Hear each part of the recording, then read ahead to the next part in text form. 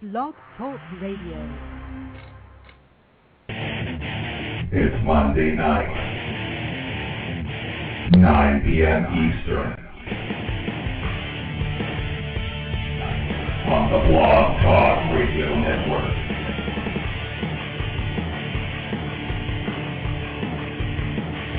Once again, it's time for the most intriguing talk radio on the internet today.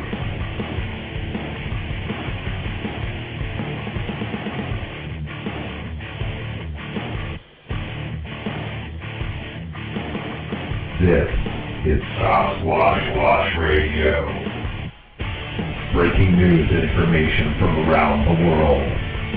Interviews with men and women investigating the mystery. The latest high-tech equipment. Cutting-edge research techniques. And amazing discoveries. Real-life people sharing real-life encounters. The director and founder of Sasquatch Watching Virginia, here is your host, Billy Willard. Something is out there in the dark, watching, waiting. It's time to unleash the beast. This is Sasquatch Watch Radio. All right, everyone, welcome to another episode of Sasquatch Watch Radio. Today is Monday, May the 3rd, 2010. We are trying out a new format tonight. I have a new studio headset and microphone, so everyone let me know if you can hear me okay. We kind of tested it a little bit before the show, and Mike said that at first we were quiet, but I got it a little bit louder now, so hopefully everybody can hear. We have upgraded to the premium show. That way we can get more people calling in if for whatever reason you're having trouble getting on the show and listening to the show. You can now call in. We pretty much have unlimited lines. So we'll try this thing out and see how it works.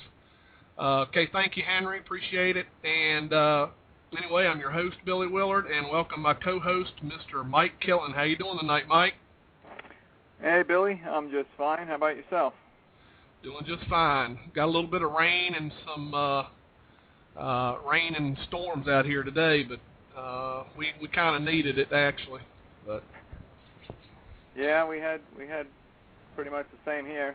Thunderstorms and heavy rain for part of the day. We still have places over here that are still flooded out. Oh, I bet. Yeah, I mean we had places completely underwater, like whole neighborhoods completely underwater. There's a place out in Riverhead that's like two blocks. The houses are still pumping the water out. Wow. Grasshopper, I saw your comment. I will adjust the volume on that intro. That's actually something that I think I got it set at 100%, but I can turn that down, probably make that better. I think that's it. I tell you what, guys,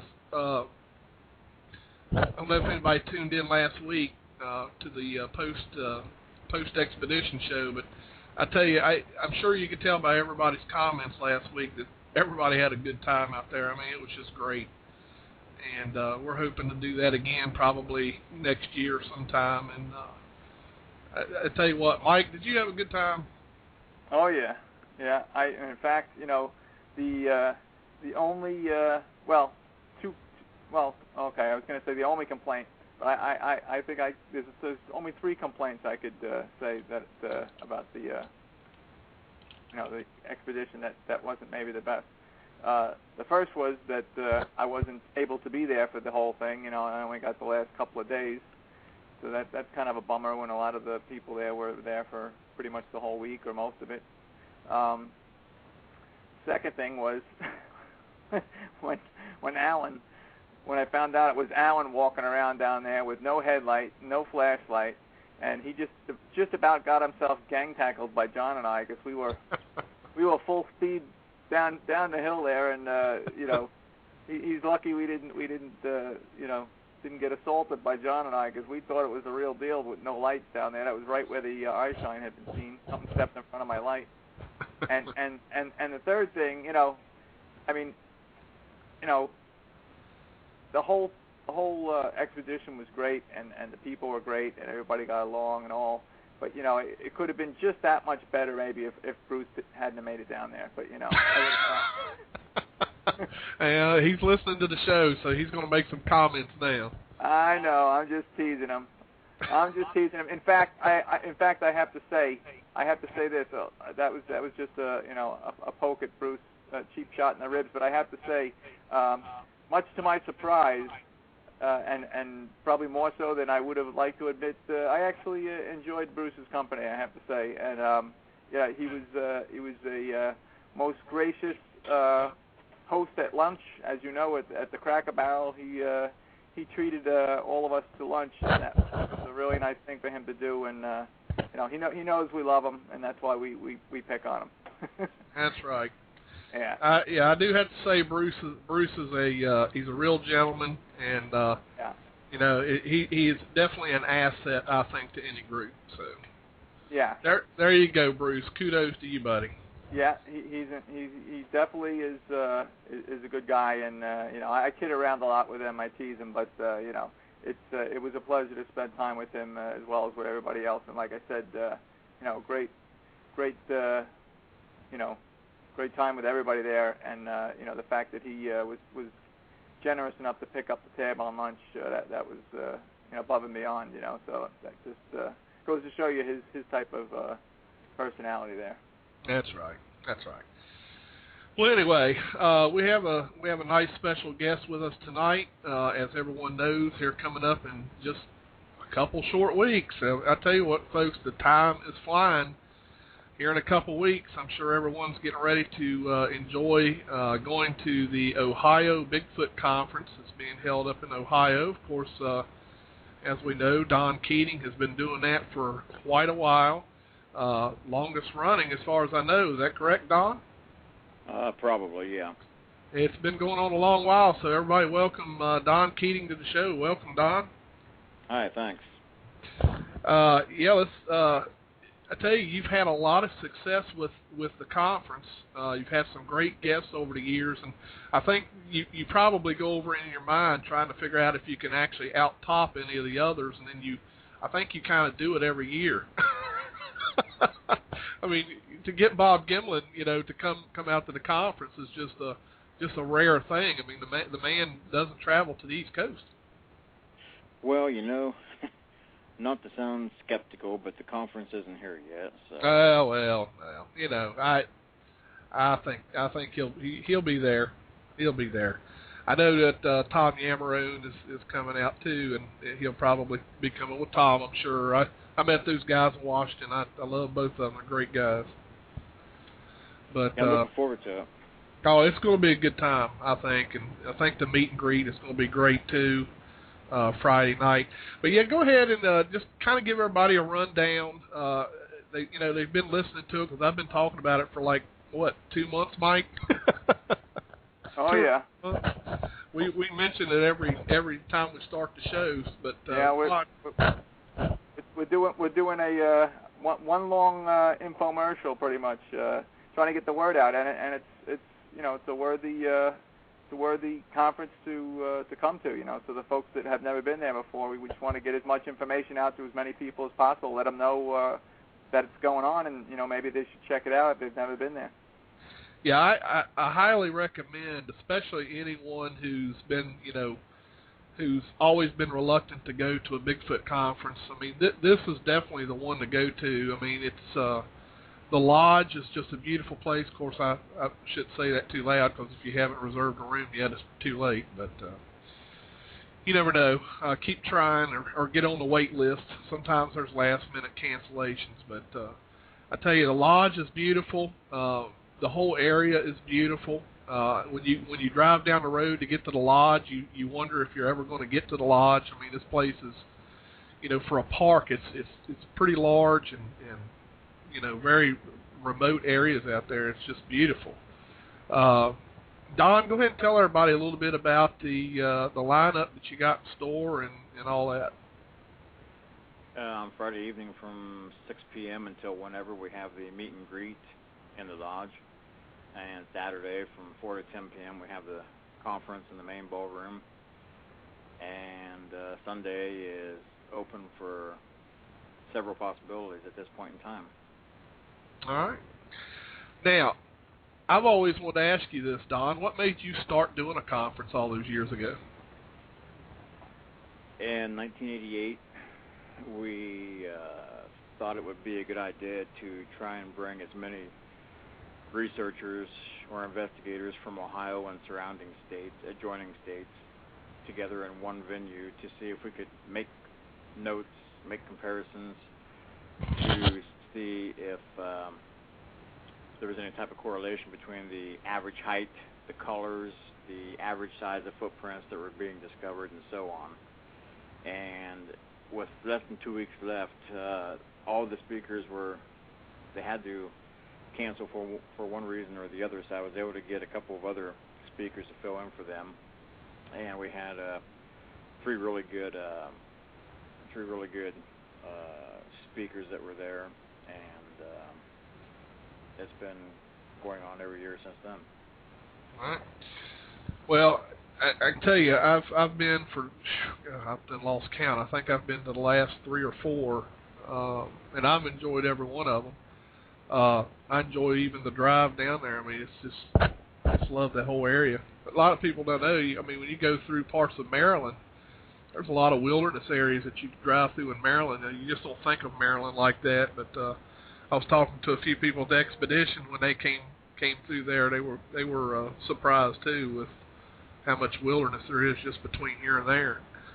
But yeah, it's definitely a beautiful area. Now, has there been any other recent stuff going on there, Don? Any recent sightings or anything?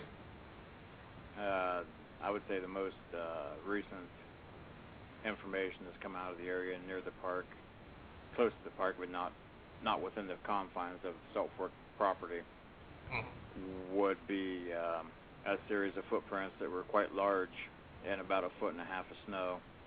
Wow. And they were 5 feet apart from each other, and a farmer had discovered those, and we got out there like 3 days after they were discovered, if I understand it, but because of the snowstorm that was in the process of moving into the area, we weren't able to see them in the pristine state that they were in when the farmer had discovered them.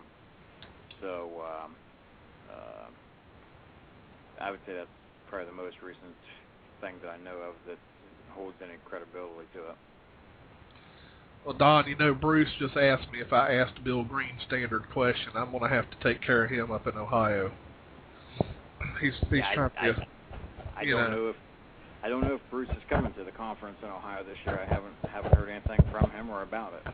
No, he's coming. You know he's coming. I don't think, has he ever missed one? I don't think he's ever missed one. I'm not sure.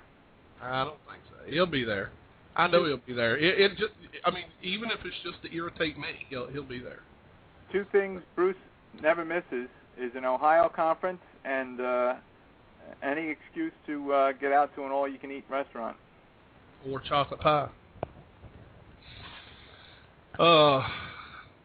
Tell us a little bit about, Don, about last year's conference for anybody who didn't get out there. Kind of give them give them an idea of what kind of folks show up. I mean, you had quite a number, I believe, last year, didn't you? Yeah, we had 440 people attend the conference last year. We had yourself speak on Virginia incidents and investigations, and then we had, I think Eric Altman was involved in a little bit of a panel discussion, and we also had Diane Stocking there, who at that point in time had just recently moved to the Portland, Oregon area, and she did a really nice PowerPoint presentation, mainly on Florida, because she had lived in Florida until just before the time she moved to the Pacific Northwest. And then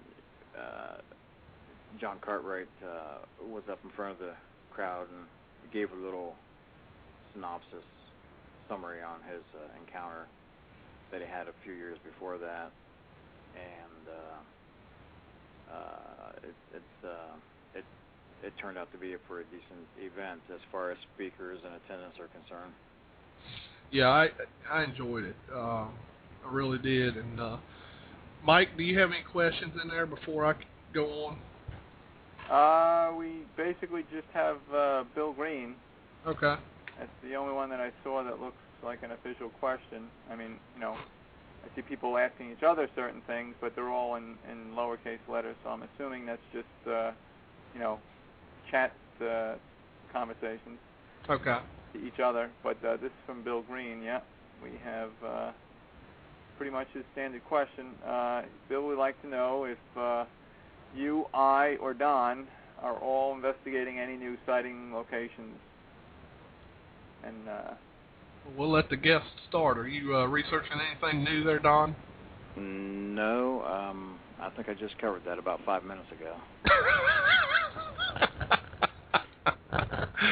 Oh, Don. What about you, Mike?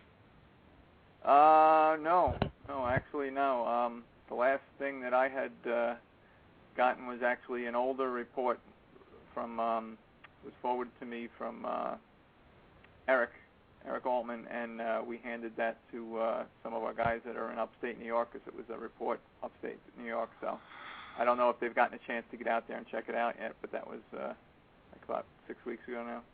Okay. Well, yes, Bill. We here in Virginia got a recent sighting in out of Stanton, Virginia, over in Augusta County. We had a witness who claims they were driving in a secluded park out in Stanton. It was after dark. They were taking some pictures, and this person claims that they were driving in a vehicle and saw something come out of the woods, stop, and head towards the vehicle they were in. They proceeded to holler and tell the driver to go. And what they saw was still headed towards the van, and it headed across the road to the other side of the woods. They said it was about 7 to 8 feet tall, a blackish brown colored creature, and I am in the process of contacting them and kind of getting some info from them, and I'll be going out and checking out the site. So there we go. Oh, good Lord, I didn't see this long list of callers. Mike, did you want to try out that new feature and check out did you figure out how to use that? I think so. I mean, I could give it a shot. Hey, it's the first time for everything, right? I'll give it a shot and see if you can figure it out. All right, I'll give it a shot and okay. See what we can do. All right, and then I'll keep going while you're doing that. All right. All right. Yeah, we now have a screening feature where Mike can go in and screen callers. That way we can eliminate prank calls. So whether everybody likes that or not, I don't know. Anyway, Don, now Friday I know we're having the meet and greet. Of course, Saturday's the day of the conference. Did you say that we are or are not doing something on Sunday? That's still up in the air. Okay. Because typically you do I believe a deal where you get like a car group and you kind of go around and show everybody like sighting areas and kind of give them some historical background and stuff like that, correct? Yeah, I had in the past several years, yeah. But okay. this year is questionable. Okay. I know I'm trying to remember what area that was. I think the handicap area up there. That area seems to have always drawn some interest in a lot of folks. Matter of fact, I think a lot of folks go up there.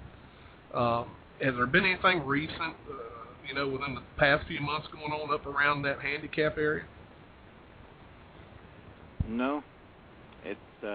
It's been pretty quiet in that area. We've heard some noises off in a distance that weren't very encouraging to me, at least. So I don't think anything recent has happened in the handicap area as far as Bigfoot activity is concerned. Okay. And Do you have an idea? Do you have a projected amount of people you think may show? I mean, are you getting any ideas as far as because I know you always have reserve seats. Have you sold all the reserve seats? I've sold all the reserve seats that I had set aside, and that was Okay. 72. Wow, okay. And as far as how many people may show up, I would say at least 350 to 400, but I wouldn't venture a guess any larger than that, because if I did, then it would be the kiss of death, so to speak. So. Well, I'll do it for you. I think you're going to top 500, just based on the fact that you've got some pretty big people coming. And I know that last year, you said it was around 450. I mean, it was standing room only. I mean, it was people standing outside the doors, people in the hall.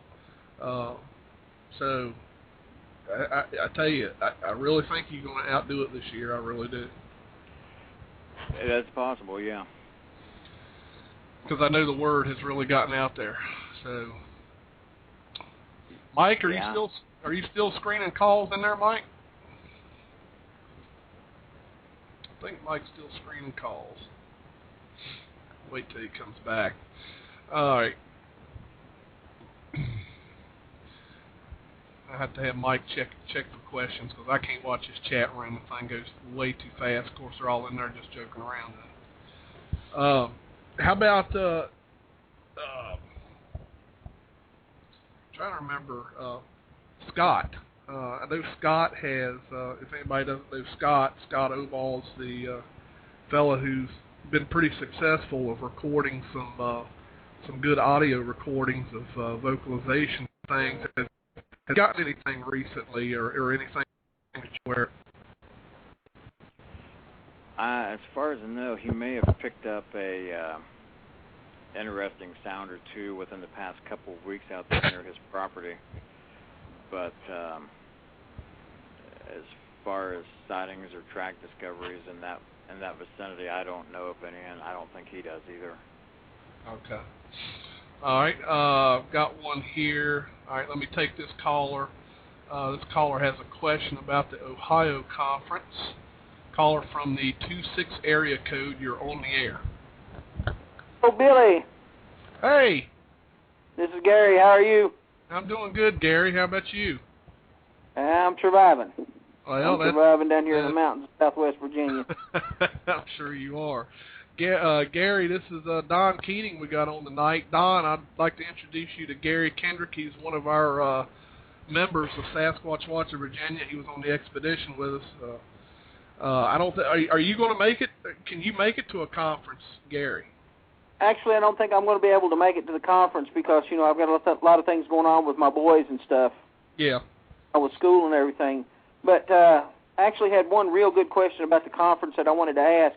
I know Don mentioned it earlier that they was trying to narrow down, like specifics. Mm-hmm. And one of the specifics they were narrowing down was like color. Right. And, I had a sighting probably about 6 years ago. And the animal that I saw was a dark reddish-brown color. And I was just wondering if Don's had, a lot of reports of that particular type of color, or if it's more of a darker color that he's getting. I would say that there have been maybe a couple, 3 reddish-brown colored creatures that have been sighted in Ohio, to my knowledge. The most popular color is either a brown or a black in color, and I would say that's where the numbers indicate. Right. Now, there's also been discussions of like white colored ones too, though. Correct? Yes, there have. There have been a growing number of light colored or white colored Bigfoot creatures in Ohio. I either receive reports via email or telephone calls, or someone mentions it to me in passing. And it's very, very interesting because we didn't expect those colors to come about, and as far as sightings are concerned, but they have. So the colors vary quite a bit from white to black, but the majority of them are brown, dark brown, reddish brown, or black in color. Right. Another quick question, Don. Do you think that maybe the coloration has something to do with age? As the animal matures, it changes color? I would say that's possible, yeah. I wouldn't discount that possibility at all. But at the same time, it could be something to the effect that maybe they just have different colored hair from birth, as do people. So I would say it could be one or the other. Well, see, another plausible theory that I kind of have run through my head was, back here we now have what we call piebald deer. They're not necessarily albinos, but they're white with brown and black spots, or brown and black stripes, or different variations of color. And I wonder if maybe some of the colors might be from from a small group of inbreeding. That's possible too, yeah. Oh yeah, that's actually a good point, Gary. Because we have kind of what you're talking about. We have an area out here, probably about 10 minutes from Manassas. There's an area called Atlantic Research, which is right off of a road out here called Wellington Road, and it's they got a big a fence that runs around the entire boundary of the property. It's probably about 12 feet tall, and I've seen a couple of albino deer in there. I mean, them things are just as white as a ghost. But there's also some other strange-looking deer in there too. We won't go there, but they test rockets and stuff over there, so they have rocket fuel and God knows what else. So, them deer are in there and breeding with one another, and and drinking whatever. And well, I mean, we've really got a high population now, of multicolored deer, and I just wondered if that might be a factor in some of the colorizations. Even like the white that people are getting. Just because something's white doesn't necessarily mean it's an albino.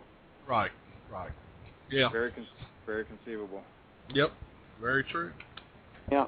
And one more thing I'd like to mention, and then, I'll let you guys get back to your thing. I want everybody on Blog Talk Radio to know that tomorrow is Billy's birthday. I'd like to say happy birthday, Billy.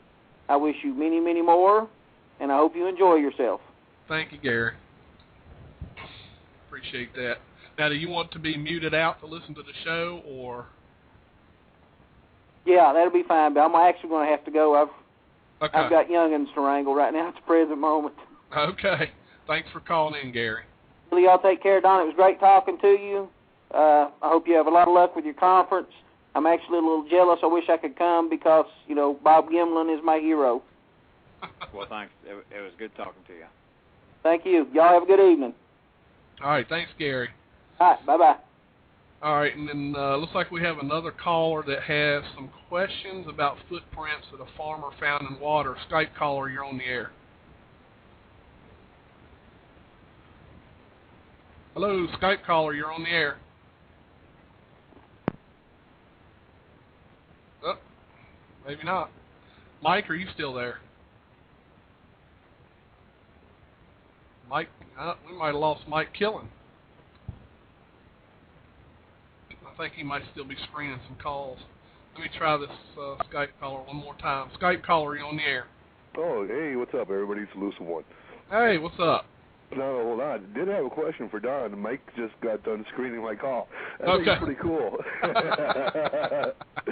So that's why. I mean, as soon as he was done doing that, I didn't know if you guys were picking me up or what. But I did have a question for Don pertaining to the footprints that the farmer found.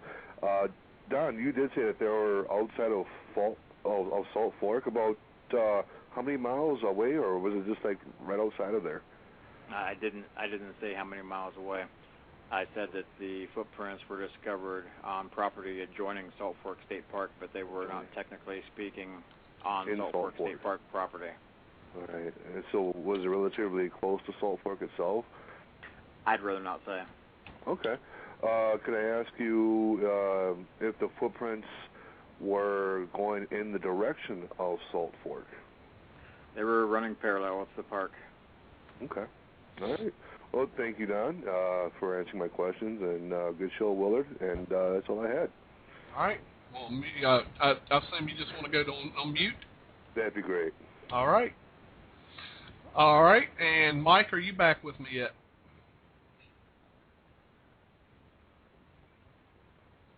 I guess he's not. Hopefully he knows how to get back on the show after screening calls. I need to check this chat room out. Let's see. Mike, you're not with me yet? Oh, I think I see what the problem is. Mike, are you there? Yeah, can you hear me now? Now I hear you. You had yourself muted out. All right. Wait, you know what? I think it must automatically do that when I go to screen calls. I didn't realize that it automatically muted me or something because I didn't hit the button to mute myself, and I was talking. I'm like, Billy, you can't hear me? It must do that when you're on the screen, I guess. Yeah, I wasn't even looking up there, and I noticed that it had you muted. So yeah. I figured you probably have the chat room unscrolled, don't you, where you can watch the questions?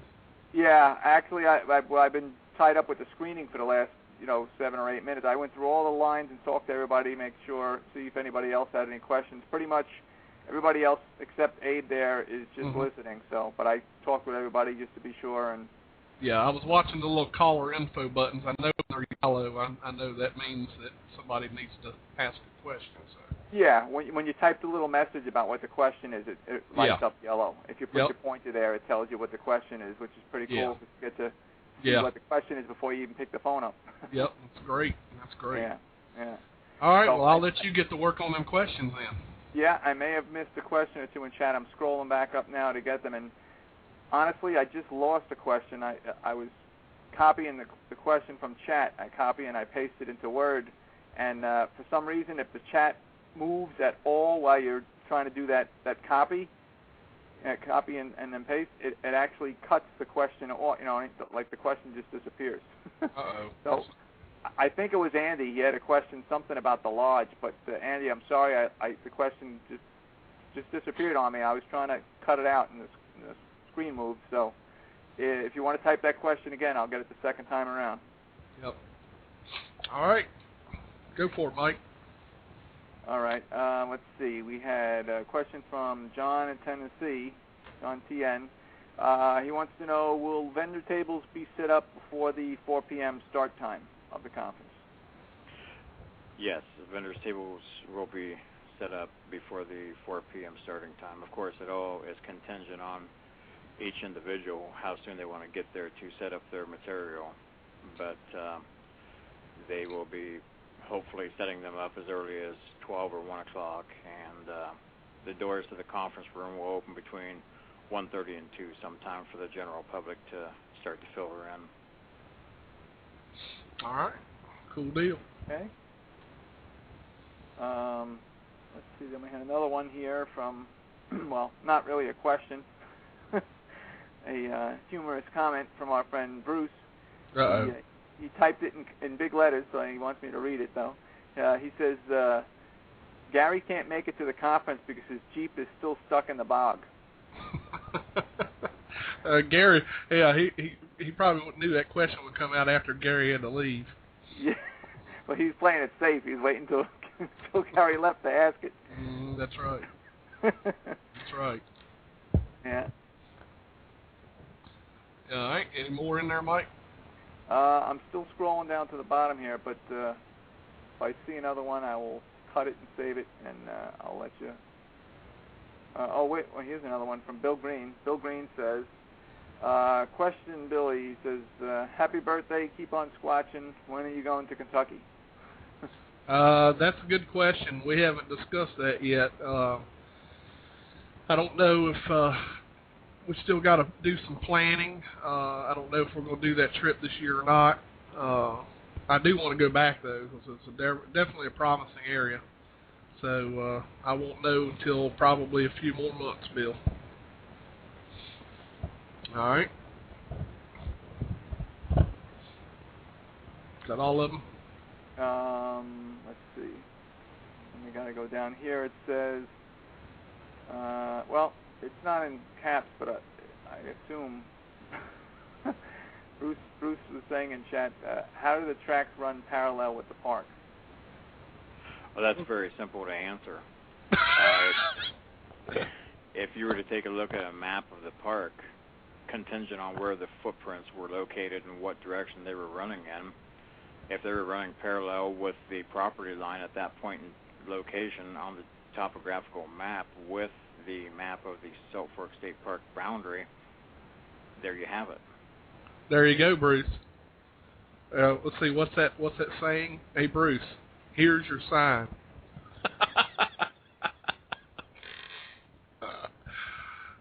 Bruce, you're going to get it from all corners tonight, even from Don. All right, what else you got, Mike? We got a question here from John, Tennessee again. He says, to Billy and Mike, any update on the picture that was on the hard drive? That's the picture that Bruce salvaged from that frozen hard drive on that neighbor's computer?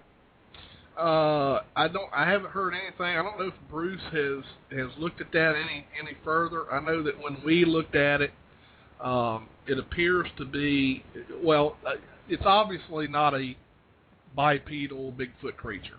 Okay, that's obvious. Whatever it is, it's not touching the ground. It's cylinder in shape. You know, it looks like a circle, and it's floating. There is nothing touching the ground whatsoever. It does have a shine to it, so whatever it is, it's reflective, so it's got some kind of shiny surface to it. I do not know what it is, but the part that amazed me about the whole issue is anyone who knows game cameras knows that a game camera doesn't even trigger unless something's within 50 or 60 feet from it. Whatever that object was probably triple that distance. So I don't even know how the camera tripped.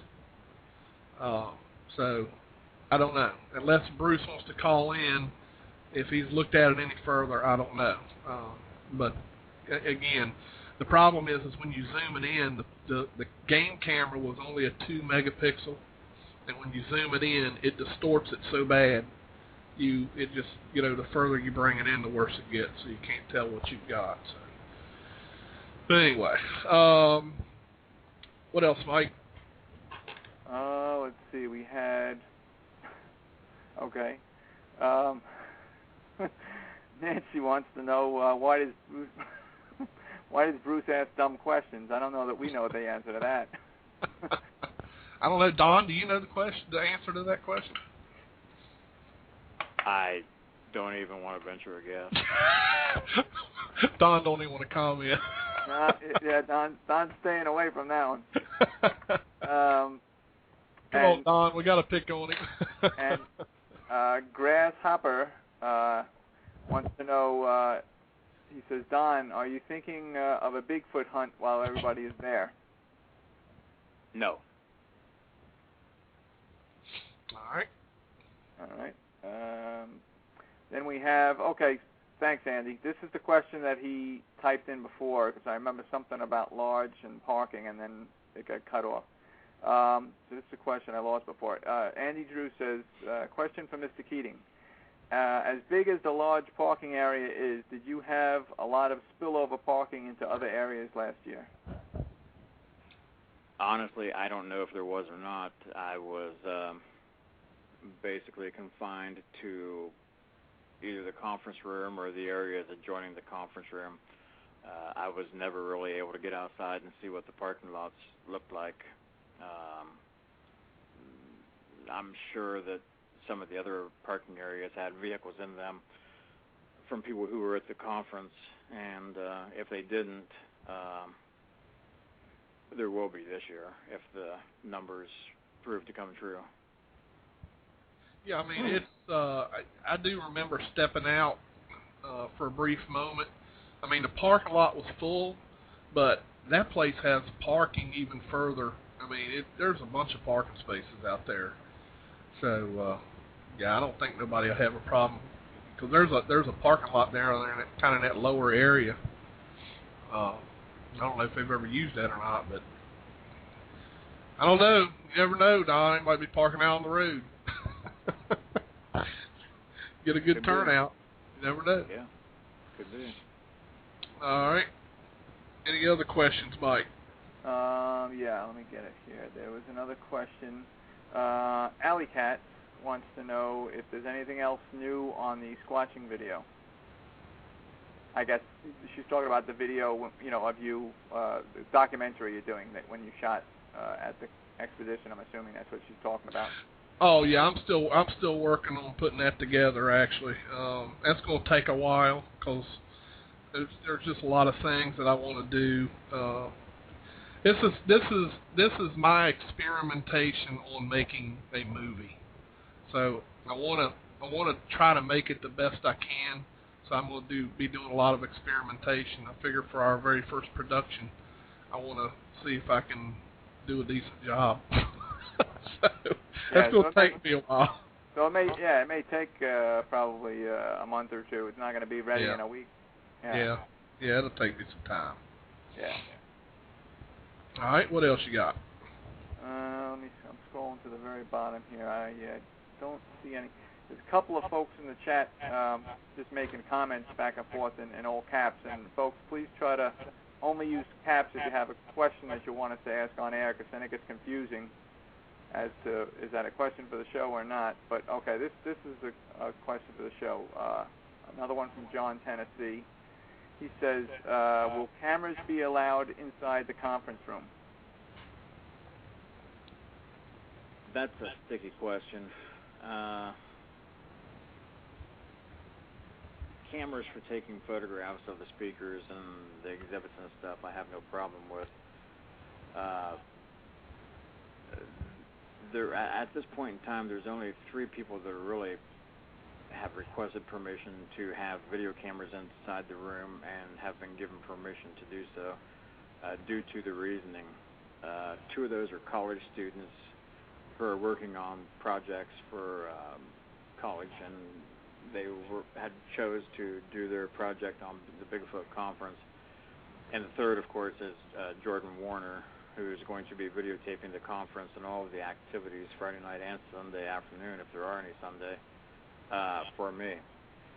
And as far as folks being allowed to come in and videotape, I'm frowning on that in a very big way right now. There was a couple of folks who started putting the entire speaker presentations on YouTube last year, and I frowned on that quite a bit because I didn't have them request whether or not it was okay with me. And the second thing would be the speakers.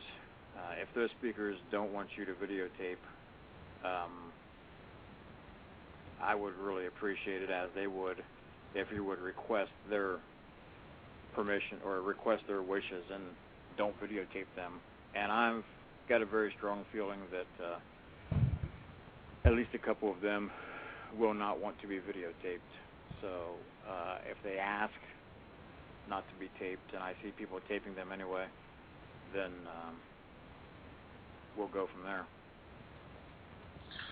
Yeah, I mean, I kind of agree, Don. I mean, if somebody, some people may have, I don't know much about the employment of some of the speakers, but I do know that some people have, high security jobs or things like that, and this kind of thing. I mean, unfortunately, let's face it, we're all looked at as a little crazy. Well, with the exception of Bruce, I guess, but we're all kind of looked at a little differently, and something like that on your bio, trying to get a government job or something, I can see where that could be a little bit of a problem. So I kind of. As far as digital photos are concerned, everyone's welcome to take digital photos, as far as I'm concerned. Right. Yeah. But it probably wouldn't be a bad idea to even ask someone, do you mind me, let's face it, Facebook is big now. You might want to go up, for example, say for example you took a picture with Bob Gimlin and just go up and ask Bob, hey Bob, do you mind if I put this on my Facebook? just out of courtesy. I'm sure Bob will say, sure, Bob's a nice guy, so that kind of thing. All right, anything else in there, Mike? Yeah. Alley Cats wants me to correct my mistake here. She didn't specify, so I have to say, sorry, Alley Cats, but, when she didn't specify, I was taking a guess as to what video. She says, no, Mike, the Squatch Inc. video she's talking about, not the one that you were doing of the entire expedition. She just said the squatching video, so I thought she meant, the video of all of us out there on the expedition. I took a stab at it. She didn't specify, but okay, I got you. To be honest, Toby sent me the videos, and I am also currently looking at them. There are two videos in particular that he took during the night that are in night vision. The one that we discussed where it appears that something stands up and then jets away, and then there's another one that is similar to where it looks like there's eye shine. And I tell you, I have reviewed it, a few times, and I swear that I see the outline or a silhouette of something, and I'm going to continue working on that and see if there's any kind of way. I don't know if there's a way to lighten it or a way to draw out the background, to lighten the background to see what's there, but it does appear there's something there, so I'm going to keep looking at it, and I'm sure Toby and them is going to keep trying to work on it as well. So other than that, no, nothing else. All right, Mike. Anything else? Yep, we got another question here. This one is from Weary One in the chat, and he says, question for Don. For those of us not going, are you going to have and sell a DVD of the conference? I really haven't decided on that to this point in time. It's possible I'm going to have to get permission from all the speakers to be able to market their presentations on the video. So they can email me like a week or two after the conference and inquire again, and I'll be able to answer their question honestly. But at this point in time, I don't know. All right, well, let's put it this way for the people listening. If you obtain permission, is it something you'd be probably doing most likely if you get permission, or for those who are interested, I mean, if they have a sincere interest in getting a copy of the video, I'll make it available to them, because I have to pay out to get the videos burnt at the video store. But right. Yeah. Okay. All right. So as long as there's no specific problem, nobody has a real problem with being in it, then you can get that out. Okay. So. Correct. All right. You know what? I'm trying to figure out if there's any new callers on that switchboard. I'm not sure if. Well, there. I think I know who that is. Yeah. Well, you know that number at the bottom there. Yep. Yeah. I don't need to screen that one. Yeah. How you doing, Henry? Hey guys, what's going on? Hey, Henry. Just another happy day here at Sasquatch Watch Radio. What are you up to? Oh, well, let's see. Today I went out, interestingly enough, there's an area across the street from our house, and the video's going to be on my YouTube account. It looks like a very squatchy area. Right across the street from my house, right behind some residences, right across the street. All right. Yeah. Now, I mean, did you see something over there that made you think to check it out, or? Well, no, I didn't really see anything, but I did see what appeared to be some kind of weird pattern as far as in the trees. It looked like some sort of V shape in the branches. I don't know what could have caused that. I have no idea. Right. It looks very. I don't know. I don't know what it is. The area looks like it could support possibly a Sasquatch. It's very isolated. Hardly anybody goes back there. Right. Well, check it out. Check it out. Yeah. I mean, I've heard strange vocalizations around here. I don't know what they were. They may have been, coyote or whatever, because we do have coyote around here. Right. All right. Did you have any questions for Don? No, not really. I'm looking forward to the conference, and I guess, like I told Don in an email, I said it doesn't really make any never mind to me whether there's a guided tour or not on Sunday, because I already went on the guided tour last year. Right. And just so that Don knows, Don, this year Henry's going to make a quick stop up in Minnesota. Oh, really? He just doesn't know it yet. Yeah, I'm going to be flying out of here Thursday. That'll be Thursday the 13th, and Nancy's going to pick me up at the Pittsburgh airport, spend the night at her and Bernie's house, and then we're going to head on over there on Friday. Yeah. Well, we'll see you up there, Henry. Yep. All right, we'll talk to y'all later. Have you a safe trip. Have a safe trip. I will. All right. Okay. Talk to you later. Bye. All right, Mike, any other questions in there?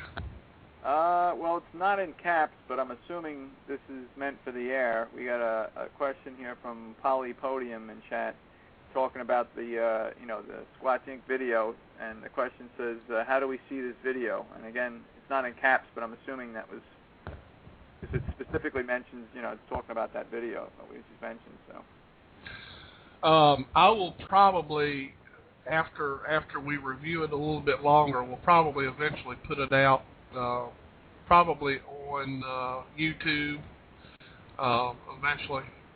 I don't have any plans to do it right away because I want us to continue to look at it, see if we can figure it out. And I might even get some assistance from some people outside the group that have some experience with video editing and stuff like that to look at it. So I'll make an announcement once we put it out for everybody to see, see if we can figure out what it is. So, all right. Anything else, Mike? Just going to the very bottom of the chat here, just in case there's a new one, but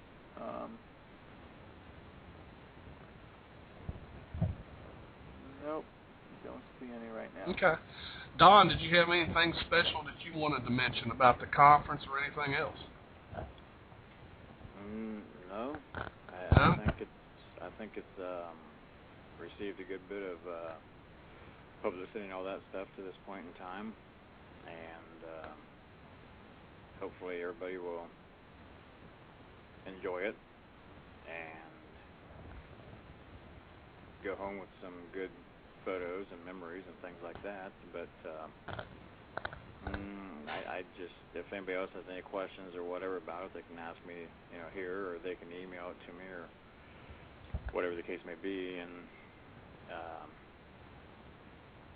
again, as I said, we'll decide on what's going to go on Sunday, come Saturday, the 15th. Okay. Yeah, I think everybody will have a good time. Don, it's almost like a big reunion. Everybody. I think a lot of times the Ohio Conference is probably the way a lot of people see each other once a year.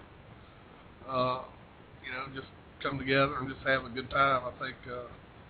I think everybody will have a great time, as we always do, and I think you're going to have a really, really good turnout. Well, I hope so. I hope they have a decent time. It's a pretty good event where you can go see 5 speakers for an average of $1 a piece. Mm-hmm. And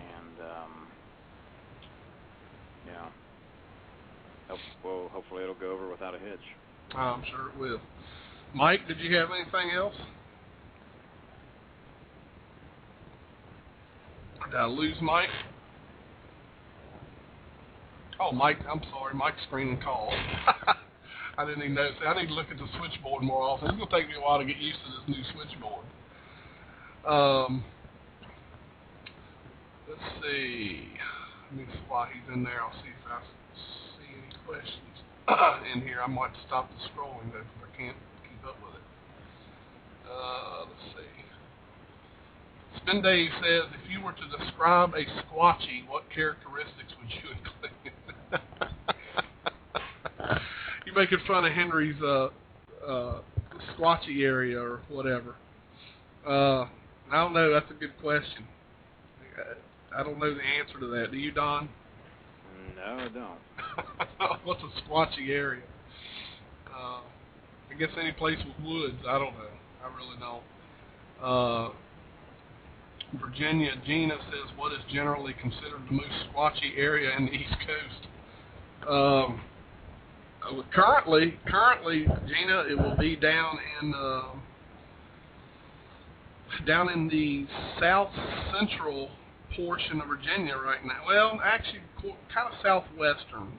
Grayson County, Virginia, seems to be a hot spot right now. They've been having some pretty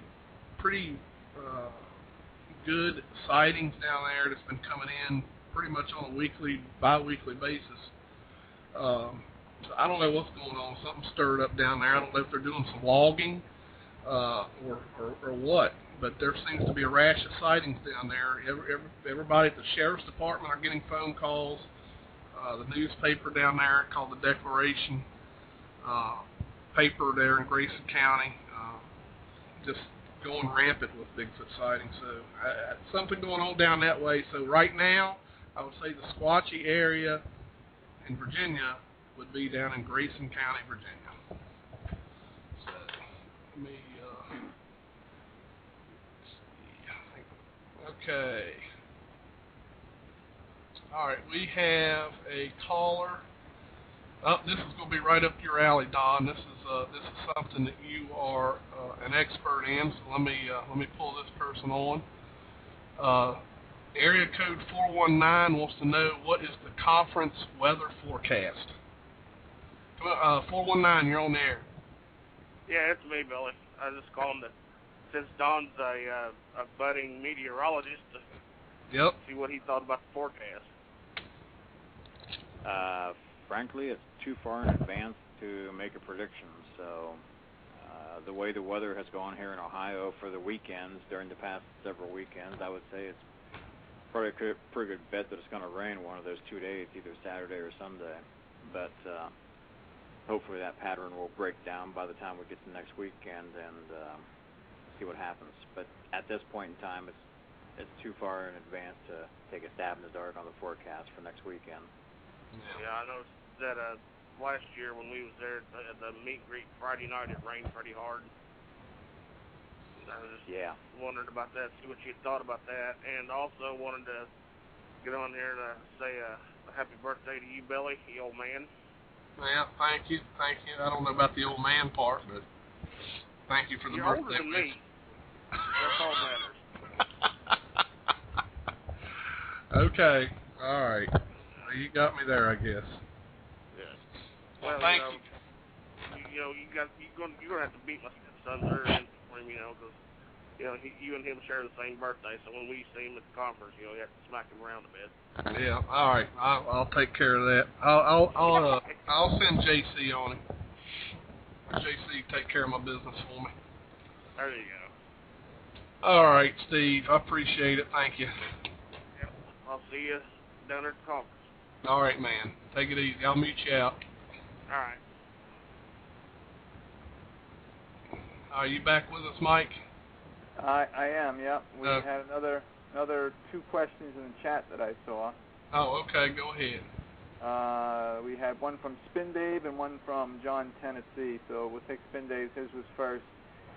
Spin Dave asks, if you were to describe a, quote, Squatchy, what characteristics would you include? Oh, actually, I covered that one while you were gone, Mike. Oh, okay. All right. He was making fun of what Henry said when Henry came on. Yeah. I tell you one feature I don't like about this new screening thing. What's that? Is when I'm screening people and talking to them, yeah. I can't hear the show at all. Well, that would probably be confusing though if you could. Yeah, but the problem it would be nice if it was like lower volume, but in the background. Because the problem is, I come back to the show, I don't know what you're talking about. Right. I missed stuff like I didn't even know you asked that question. So anyway, hopefully this wasn't answered already. This is from John, Tennessee. He wants to know, when is the drawing for the conference luncheon with Bob Gimlin? Well, we should have asked that question a while ago. You know what? From my understanding, there wasn't that many submissions. The email address that I had given out, and the people that are compiling just so everybody knows, it's not me compiling the information. So the people that are compiling the information said that they did not have hardly any submissions. So I will get an update on that and update everybody next week on it. See what I can find out. Let's find out here. Hold on a minute. JC, hold on. Let me see here. Let's see if he's... Steve, are you still there? Yeah. Do you know anything about the compiled? Do you know anything about how many submissions there were from the radio shows? We've had a few, but not a great many. The deadline was last night, wasn't it? Midnight? Yeah. Yep. The deadline for the thing was last night at midnight. So. Okay. So well, I guess here's my question. This is probably the real question coming from my chat room. Were there any that came from my show? Yeah. There were. Two of them. Okay. Yeah. Okay. And have those people already been notified? Not yet. We're getting ready to send out the things here as Okay. soon as possible. There you go, folks. There you got it. So there were two from our show, and you will be notified shortly. Is that a correct thing I can say there, Steve? Yeah. Okay. Thank you, Steve. Yeah, no problem. Okay, Mike. Keep going. All right. Okay, so I asked the John Tennessee's question about the lunch. Okay. Craig Woolheater, Craig W. in the chat, he wants to know, who are the East Coast friends of Bob Gimlin? That's a good question, Craig. I don't know who they all are. I'm an East Coast friend of Bob Gimlin, but I don't know if that means I'm in any group. I love Bob Gimlin. If I could interject something there real quick, Billy. Go ahead. Some of the stuff that's going on at the conference weekend, I don't have anything to do with. So some of this stuff is all actually rather new to me. And some activities were planned after the speakers lineup was made public that I don't know about. So for people to ask me about a luncheon, drawing, or something to that effect, they're talking new material to me. So I can't really answer those questions. I don't have any idea. Well, I only know about the luncheon, and I know limited amounts about that. I did receive something today that showed up that talked about something else that was going on the side, which I was unaware of. And I'm going to say I can't remember if it showed up on my Facebook or if it was somewhere else. I think there's a group getting together with Mike Authority, I believe, and they're having some type of a meeting or a little side meeting or something. So, folks, Don Keating does not necessarily know everything that's going on. I definitely don't necessarily know everything that's going on. I would say that some people have probably gotten together and, kind of formed their own little reunion, so to speak, or whatever. If you hear any information about that, it's probably best to just ask the source where you got the info, because there's a lot of things going on that I'm aware of, and obviously, as Don just said, he's unaware of as well. So that's all I can say about that. Anything else, Mike? Yeah, we just had one asked from Andy Drew in chat. He says, question for Don. At Salt Fork State Park, what are the average summer high and low temps, and what's the fire season like? During the summer, you can have temperatures as high as 95. Overnight lows can drop as low as 45 to 50. And technically speaking, we're in fire season right now with the rain that we just had over the weekend. It helped a little bit, inch and a half. But it's been rather dry. April was a pretty dry April. We only had an inch of rain. Open burning at Salt Fork Park is definitely not allowed. It's very much prohibited. And they will fine you and ticket you if they see someone with a fire somewhere that it's not supposed to be, because we are having a lot of red flag warnings, fire advisories, and things of that sort in Ohio this year because of the dry March and April. So typically it averages 4 inches of rain during the summer months, but right now we're pretty dry. All right. There you have it. What else you got, Mike? We just had one from Sasquatch in chat, and Sasquatch says, when is Sasquatch Watch Radio going to give away the prizes? Well, that's your job, Mike. That's going to be my job? All right. I'm just kidding. I don't know. Why by me? I just got to know about it, you know? Help if I know about it beforehand. You know, actually, it's funny that they bring that up. I've actually been thinking about that. You know, I mean, there's so many things you can give away. I mean, it's not that hard to do. So we'll probably start thinking up of some things that we can give away. Kind of have like a little trivia question. You know, and you know, see who all gets it right, and then kind of draw from the hat, so to speak, the people that get the question right, and then announce it the following week. You know, maybe some simple things. We'll come up with something.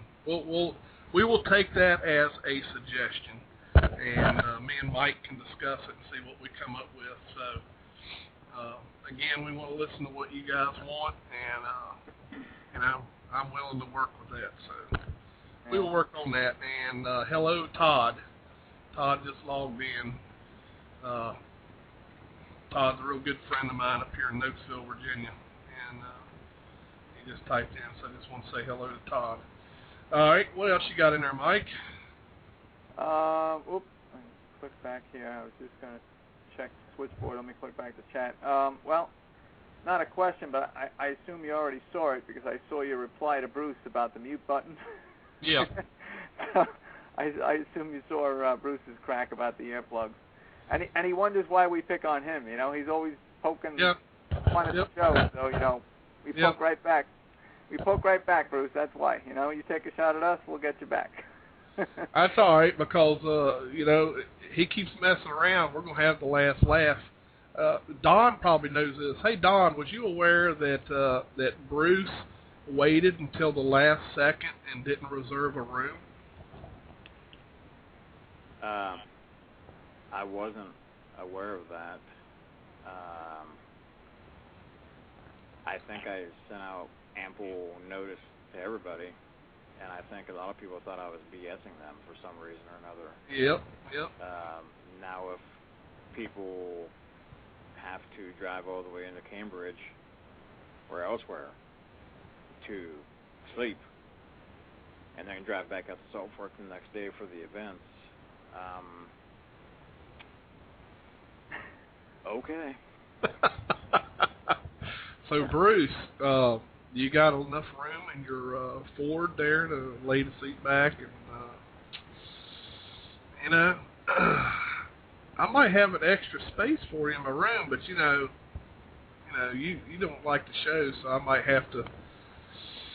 just have to, use that extra space for something else.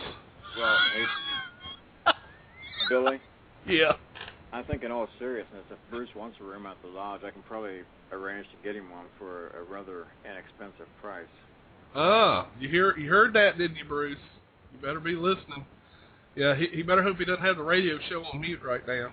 It would be about $150.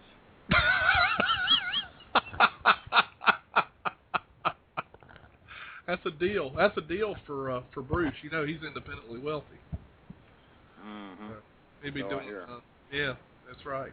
Well, you know, the lodge would have to charge him at least that much just to get back a little bit from what they're going to lose when he goes to the all-you-can-eat buffet. You know, they got to make it up somehow. The difference there, you know. Right. I tell you, Don, did you check out Bruce's tent on Facebook? Some of the pictures. I don't have Bruce as a quote-unquote friend anymore on Facebook or anything. Oh man, Bruce. I haven't really, to be honest about it, I haven't heard anything from Bruce for quite some time. So, you know, in all seriousness, I thought Bruce had it in for me. I haven't heard anything from Bruce for several months. So, I don't know what's going on with Bruce or a lot of people. Right. Well, just so you know, if he was to reserve a campsite at Salt Fork, he would probably have to reserve 4 sites. Because that's about the space that his tent will take, is about 4 campsites. Because the thing looks like the Taj Mahal. So, you know, probably be cheaper for him to get that $150 room from you. Could be. Hey, Billy. Yeah. Billy, did you happen to see JC's comment in the chat? He's talking about prizes to give away, and he says we will be giving away the splinter that Bruce dug out of Willard's foot.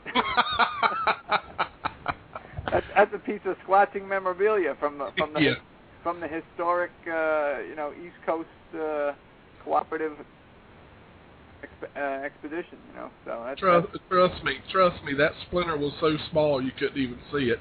For something that small to hurt that bad, I just could not believe that it was. You know, I guess it all depends right on where it gets you in the foot. That thing was just right in the palm of my foot, and every time I'd take a step, it would hurt. So. Yeah. If JC's going to give that away, he's going to have to put it in a little bitty block of lucite, you know, so you can see it. We had another question here from from Sasquatch. He says, does Don think Salt Fork activity has decreased over the last few years? Somewhat, yeah. I know I haven't heard a whole lot, and I don't know if that would be due to the fact that there's probably so many people going out there now, or what. I mean, Don, do you think that could be a factor, that there's just been so much attention at Salt Fork with people going out there looking, that it's maybe made these creatures kind of move off, not come over as often, or what do you think? Yeah, to be honest about it, if I had my chance to do it all over again, the Monster Quest episode would not have been filmed at Salt Fork, right? Nor would the Today Show piece. Right. Well, you have to admit, though, I mean, both of those pieces probably do help as far as the conference is concerned, because you know people are going to be that's going to raise the publicity on the conference, but at the same time, you know, it's going to hurt, you know, any activity or whatever that's going on there. So I know what you're kind of like stuck, you know, between what do you do? Do you do it or do you not do it? You know. Mm-hmm. So Nancy's saying they've had very little activity. I know Nancy spends quite a bit of time up there. So you know, I mean, let's face it, Don. You know, I've been up there when you know, me and you were out, and I mean, you know, people blasting sounds and, you know, the wood knockings coming from all directions. I'm sure it probably spooks them, and they kind of, you know, stay away. Yeah, I don't think that there's anything out there now, and I don't think that there has been anything out there for the past several months. Yeah. I think that the footprints that were discovered near Salt Fork property in February were the last really good piece of evidence that we had that came to light, and that was because of the farmer contacting the newspaper. Other than that, I think there's so many people out there trying to do their own thing that, I think that there's too much of a good thing, and it may be chasing not only the creature out of there, but other things too. Yeah, other wildlife, I'm sure, is affected as well. Anything else, Mike? Just, I guess, a comment, but it's all in caps, so I guess I should read it on there. This is from John, Tennessee. He says, I was going to suggest to leave a few trail cams after you left to see if anything showed after you left. Are you allowed to have trail cams there, Don? I don't think you can you? I don't know what the official law is on that. I know that there are probably umpteen dozen of them out there right now, but I don't know. I see the rangers out there quite a bit, so the next time I see the one ranger that we talk to quite often, I'll ask him and see if he can give me a definitive answer on it, one way or the other. Right. I think as long as you do it, in a sensible manner, I don't think they have too much of a problem with it, and as long as you're not, putting yourself in danger or anybody else when you have to go check on them or whatever. But I don't know what the official stance is on game cameras being out there at Salt Fork Park. I have to check. All right. Oh, John, he's correcting me. He says no, in Virginia last weekend. I thought he was talking about Salt Fork too. No, we're last weekend. Right. No, I'll tell you what we are doing though, John, is I had one of my trail cameras malfunctioned, and I never have figured out yet what happened, but it was triggering like every 2 minutes, and it was filling up the memory card, and I can't figure out what was causing it. So I'm working on that trail camera, and then I've got 2 others, but I am going to take, once I get the other camera repaired, that was the camera that I had up there, I'm going to take that back out because we're actually going to go back out to that site the next weekend after the Ohio Conference. We're going back out there because they're going to I guess you could say, reenact what happened last year when the sighting occurred. So we're going to be at the property when all that goes down. And at that time, I'm going to take that camera back out there and place it back in that spot where the creature was seen retreating. So I will be setting up a camera there again. There's other cameras there that are not mine that belong to the landowner. So I mean, there are some cameras still there. All right. Anything else, Mike? Okay. There was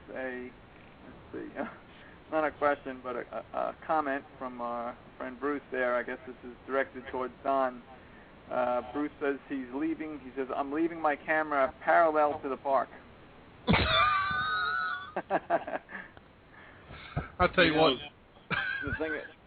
The thing about it is, I don't know how many times I've got to allude to the fact that, number one, I'm not at liberty to say where those footprints were discovered. And the reason being is because it was on private property. I can't tell where those tracks were discovered. Now, some of you all may think you know me real well, and that if you ask a question, I'll be open and give you the answer. But the fact of the matter is, the tracks were discovered on private property. I was fortunate enough to be able to go to the location and see them before they got totally snowed in. If you don't appreciate or like the fact that I can't give you the information, I don't know what to tell you. That's the way I work. If somebody asks anonymity and they have private property, I'm not giving the information away. I can't do it. I'm sorry. I don't blame you, Don. I mean, if people don't want the information, I mean, let's face it. I mean, if you give out information about private property, first of all, you're going to have every person in 50-mile radius out there stomping around on private land. If there is any evidence there, it's all going to be destroyed. You know, not only that, you know, you got the risk of somebody getting shot anyway because they're walking around where they don't belong. But no, I don't blame you one bit, Don. I mean, obviously you want to keep that under wraps. I think Bruce is just trying to jerk our chain like usual.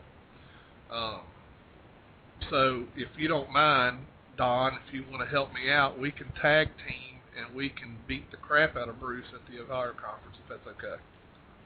Well, I mean, I'll be happy to tag team with you, but you know, if you want to get right down to it,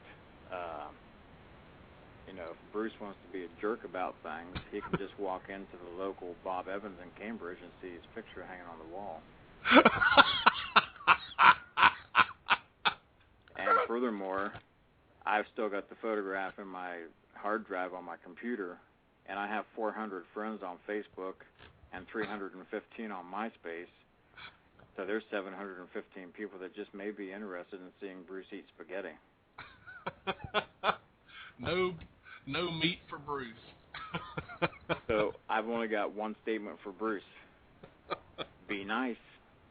There you go. You better calm down, Bruce, if you're going to get it. It'll only take me 1 minute to put that picture on Facebook and MySpace. And I don't think Bruce has enough money in his bank account to talk me out of it. I don't know, Don. No, I'm fairly certain. Once I get my mind set on something like that, I'm fairly certain. Oh, darn, I don't know, Bruce. I might have to offer Don some money for that picture. Good Lord. That sounds like a good one. What else you got, Mike? Did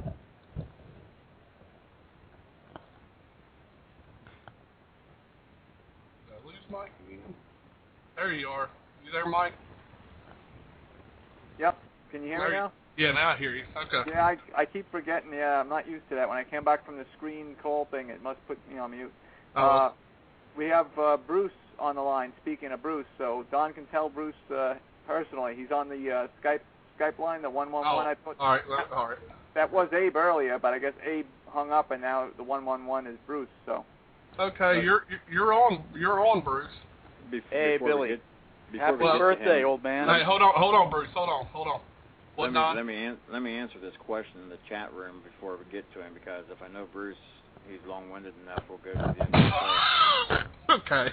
But Andy Drew asked me, out of all the conferences, what is my favorite memory? My favorite memory out of all the past 21 conferences was when it was over. Then why are you doing another one, Don? Well, it's called peer pressure. Come on, Don. You know everybody enjoys the conferences. You got to do them. 95% of them enjoy it. Yeah. So Don. I have email that would float your eyeballs, believe me. Oh, don't doubt it. There's always somebody that's not happy. Don, all we can say is, you know, you're just a unwilling victim of your own success. You know what I mean? With the conferences all these years. That's what I've been told, yeah. And for some strange reason, year after year, I just don't learn. Don, if it makes you feel any better, I enjoy your conferences. It doesn't. Hey, the man is honest. That's all I can say. Well, it's Don's bubbly personality that brings me back every year. Well, if you put it that way, I can change in the drop of a dime. Wow. So, if you think I seem like a wet blanket tonight, you wait till next weekend. Oh boy. You better watch yourself, Bruce. You'll get yourself in trouble now. I think that ship has already left port. Yeah, I know. All right. Did you have a question for Don, Bruce? Well, no. I just, I heard Don lamenting the fact that he hadn't heard from me. Of course, I've been kind of out of the loop as well, so I apologize. But I just wanted to allay everyone's suspicions that I actually will be coming to the conference. I'll be bringing my tent in case I need to resort to that, but I'm pretty confident that I'll be able to get a room. There's always last-minute cancellations, so. You don't know how things have gone at the lodge this year, Bruce. Why did they lose a couple hundred rooms, Don? No, they've had no cancellations. I mean, when you're talking to the speakers of the quality that we have coming in this year, it's good luck. Well, Don, the quality of the speakers can only go up. I mean, after all, Billy spoke at your conference. Me, I have to take this abuse every week. You know what, Don? Actually, me and you are more alike than we think. You put up with the conference abuse every year, and I put up with bringing Bruce on the air every week. Well, there's a difference, Billy. All right. I have to put up with it. You can just mute him out. And if I were you, I'd be getting that mouse into gear right about now. Don, you got to come out of the park sometime. I'll be waiting parallel to the park for you, okay? Good luck. Just wait along the shoreline. There's only 74 miles of it. Yeah, that's right. Anyway, Don, believe it or not, we've only got about 3 minutes left. I want to thank you for. Yay! He's kind of like Bruce now. You're like glad it's over. But I appreciate you coming on the show because I know that you've been doing a lot of shows here lately, kind of preparing for this conference. And I've been kind of roasted lately too. I don't mean toasted. I mean seriously roasted. I mean I was hammered, sliced, diced, chopped, minced, and everything else every which way but loose last night on one show, and it's not going to happen again. Well, you've never had that happen on this show, bud. So. No, I wasn't even a guest. Oh, really? That's what makes it worse. Oh, wow. So. Well, we won't get into that then. Nope. But nope. that won't happen to you here. So. But in all seriousness, if with people listening, I mean, you guys might think I'm full of fluff after 21 years. I don't mean you that are on the phone now, but I mean everybody listening or listening to the archives or whatever. I mentioned this 2 or 3 months ago that if you were going to stay at the lodge and you were thinking about it, don't wait till the last minute to reserve a room, i.e. Bruce. And, think that you can get a room at the last minute because people are reserving those rooms. They were sold out as of April 14th, and people are not canceling. They're just not canceling. And Salt Fork cannot, if you want to pay full price for a room, you can get a room at full price. But that's only because the rooms that are remaining, the very few that they have left, are rooms that are not in the block set aside by Salt Fork Resort for the Bigfoot Conference. Right. And as far as attending the conference, if you do not have VIP seating, you had better get there early. Because if you don't, you probably won't get a seat inside of the conference room. Now, we're going to do what we can. I'm meeting with the guy later this week to see if we can add about another 30 chairs up front. We've been trying to juggle things around, and I think we're going to have a couple more vendors out in the hallway and in the area where the tickets are going to be sold for general admission as compared to what we have in the past years out there. And that's going to allow us to maybe put up to 50 additional seats in the conference room. But we're not quite sure if that's going to work out. It works out in theory, but whether or not it works out in reality is a different story. So I'm not bluffing you guys, and I'm not bluffing the people that are listening. If you want a seat, and if you don't have a VIP seat, get there between 2 and 2:30, and get your general admission seat. Go in and claim your prize, your seat, and then go visit the vendors because it's going to be one of those things where it's going to be crowded. Yeah. Well, before we go off the air, I just want to say thanks for everyone for tuning in tonight. We appreciate each and every one of you, and we will see you all next Monday night. And we'll have a guest on next Monday night at 9 p.m. Eastern. So good night, everyone. Don, thank you so much for coming on the show. We really appreciate it. Thank you. And we will see you here in a couple weekends. Looking forward to it very much. All right. Thanks, Don. Thanks. Okay. And Mike, let's see. Mike is still here. We've still got Bruce here. I haven't muted Bruce yet. Damn it. It hurts me more than it does you, Billy. You got anything to add, Mike, before we end the show? Just that I'm really looking forward to this conference because, unlike yourself, this will be the first time that I'm making it out to Ohio. I haven't been out there. I've been to the Pennsylvania one, but this will be the first time at Don's conference, and I heard so much about it, and there's going to be so many people there that I have not met yet, but many of these people I've been talking to online for 2 and 3 years and more, some people, so really looking forward to next weekend. Yeah, should be a good time. And Bruce, we'll see you in a couple weekends also. Will do, Billy. So if that's it, everyone, we'll see you next Monday night at 9 p.m. Eastern. Good night, everybody.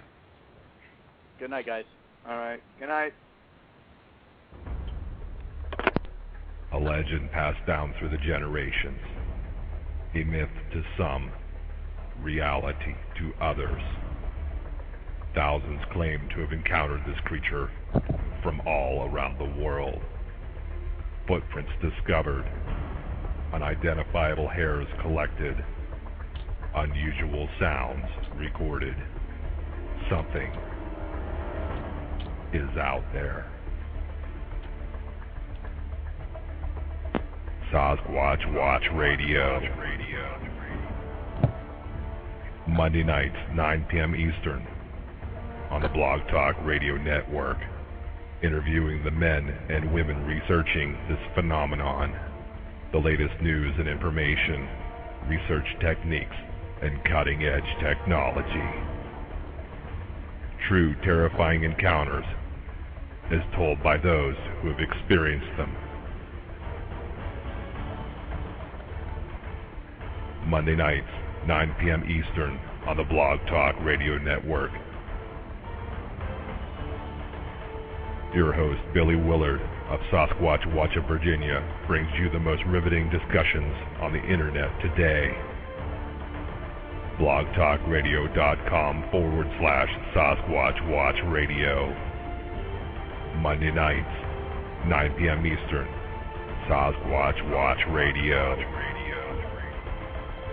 The truth is out there. Welcome to Sasquatch Watch Radio.